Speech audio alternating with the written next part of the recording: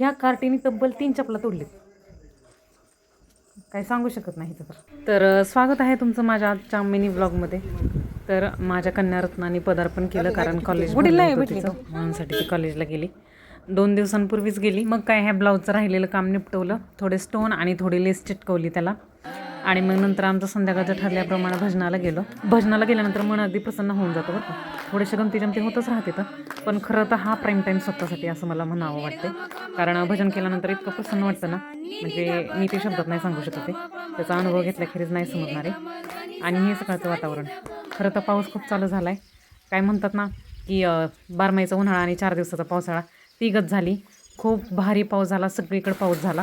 काय ठिकाणी पूर पण आले. तर आमचं तसं काय पूरसदृश्य परिस्थिती कधीच नसते. खरं तर पावसाळा मराठी महिन्यानुसारच सुरू झाला कारण मध्ये धोंड्याचा महिना आल्यामुळे त्याला थोडासा लेट झाला, पण आला लेट पण थेट.